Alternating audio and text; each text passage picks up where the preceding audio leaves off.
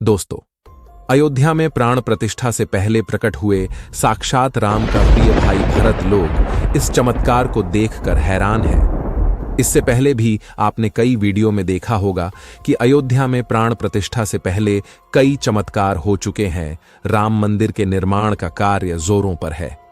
22 जनवरी को भगवान राम की प्रतिमा की प्राण प्रतिष्ठा की जाएगी। इस बीच राम मंदिर से जुड़े ढेरों फोटो वीडियो सामने आ रहे हैं। ऐसा ही एक वीडियो सोशल मीडिया पर वायरल हो रहा है।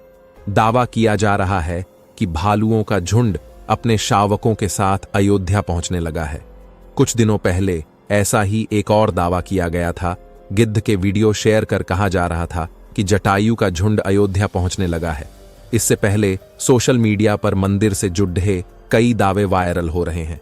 ऐसा ही एक दावा है कि जटायु गिद्ध का झुंड अयोध्या पहुंचने लगा है।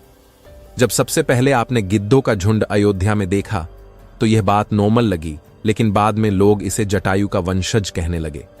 दोस्तों, जो हो रहा है सचमुच अद्भुत ही हो रहा है, और जिसने अपने जीवन काल में यह सब देख लिया उसका परम सौभाग्य ही कहा जाएगा। इसके अलावा अयोध्या में बंदरों का झुंड भी देखा गया था। क्या वाकई में राम जी की अयोध्या में साक्षात भरत जी अयोध्या नगरी पहुंचे हैं? आज हम इन सभी रहस्यों से पर्दा उठाकर आपके सामने सच्चाई लाने वाले हैं। वीडियो शुरू करें उससे पहले कमेंट में जय श्री राम जरूर लिखें। दोस्तों, राम नगरी यानी अयोध्या में प्रभु श्री राम का घर बसाने की तैयारी पूरी हो चुकी है। अब बस इंतजार उस दिन का है जब यहां राम लल्ला की प्राण प्रतिष्ठा की जाएगी। यूं कह लीजिए कि अयोध्या में इस बार जनवरी की 22 को दिवाली मनेगी। क्या आपको पता है कि राम लल्ला के इस घर को बसाने के लिए कहीं से माटी मंगाई गई तो कहीं से पत्थर? अगर नहीं तो आइए आपको बताते हैं किन किन राज्यों और देशों से आए खास सामान से राम मंदिर बनकर तैयार हो रहा है। राजस्थान से आया पिंक स्टोन और मार्बल। अयोध्या में बन रहे राम मंदिर में पिंक स्टोन का इस्तेमाल किया जा रहा है। इससे मंदिर परिसर में बनने वाले म्यूजियम, रिसर्च सेंटर, गौशाला और यज्ञशाला आदि को तैयार किया जा रहा है। जानकारों की माने तो यह पत्थर राजस्थान के बंशी पहाड़पुर से मंगाया गया है। मंदिर से जुड़े सूत्रों का कहना है कि बंशी पहाड़पुर से 4 लाख क्यूबिक फीट स्टोन मंगाया गया है। इसके अलावा मंदिर का परकोटा जोधपुर स्टोन से बनाया जाएगा। साथ ही राजस्थान का मार्बल भी मंदिर बनाने में इस्तेमाल हो रहा है। नेपाल से आया शालिग्राम पत्थर अयोध्या में भगवान राम और माता जानकी की प्रतिमाओं के निर्माण के लिए नेपाल से शालिग्राम के पत्थर मंगाए गए हैं। 31 टन और 15 टन के इन 2 पत्थरों पर काफी काम किया जा चुका है। ये पत्थर नेपाल की गंडकी नदी के किनारे से निकाले गए हैं। हिंदू मान्यताओं के मुताबिक शालिग्राम पत्थर भगवान विष्णु का प्रतीक माना जाता है। महाराष्ट्र की टीक वुड राम मंदिर के दरवाजों का फ्रेम मार्बल से तैयार किया गया है, जबकि दरवाजे टीक वुड से बनाए गए हैं। बता दें कि टीक वुड को महाराष्ट्र से मंगाया गया है। इन दरवाजों पर नक्काशी का काम भी किया जा रहा है। दोस्तों, अयोध्या में तमिलनाडु से लाए गए 600 किलो के घंटे को अभी अयोध्या की कार्यशाला में रखा गया है। यहां श्रद्धालु इस घंटे को देखने आ रहे हैं। 22 जनवरी को अयोध्या के राम मंदिर में राम लल्ला प्राण प्रतिष्ठा के साथ स्थापित हो जाएंगे, जिसको लेकर पूरे देश में अलग ही माहौल बना हुआ है। देश के हर प्रदेश शहर में राम भक्त बेसब्री के साथ 22 जनवरी का इंतजार कर रहे हैं। अयोध्या के राम मंदिर में 600 किलो का घंटा लगने जा रहा है। अयोध्या में लगने वाले इस घंटे को तमिलनाडु के रामेश्वरम में तैयार करके लाया गया है। अभी इस घंटे को अयोध्या की कार्यशाला में रखा गया है। इस 600 किलो के घंटे को जल्द ही मंदिर में लगा दिया जाएगा। अभी अयोध्या की कार्यशाला में इस घंटे को लोगों के दर्शन के लिए रखा गया है। देश का माहौल इस समय राममय हो चुका है। जगह जगह कलश यात्रा निकाली जा रही है। हर प्रदेश से अयोध्या में कुछ ना कुछ भेजा जा रहा है। दोस्तों, लंका में रावण का वध करने के बाद सीता जी और लक्ष्मण जी सहित प्रभु श्री राम पुष्पक विमान से अयोध्या लौटे तो भरत जी उनके पैरों में ही लौट गए। श्री राम ने बहुत मुश्किल से उन्हें उठाया और गले लगाया तो दोनों भाइयों की आंखों से प्रेम के आंसुओं की धारा बह निकली। लंकाधिपति रावण का वध करने के बाद पुष्पक विमान से अयोध्या में जैसे ही प्रभु श्री राम उतरे तो सामने भरत जी को गुरु वशिष्ठ आदि के अन्य मुनियों के साथ अपनी ओर आते देखा तो उन्होंने धनुष बाण पृथ्वी रखकर लक्ष्मण जी के साथ गुरुजी का चरण वंदन किया।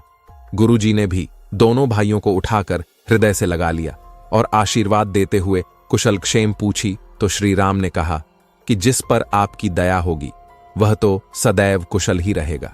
सभी मुनियों और ब्राह्मणों से मिलकर मस्तक नवाने के बाद वे भरत जी की ओर मुड़े तो भरत जी ने उनके चरण पकड़ लिए।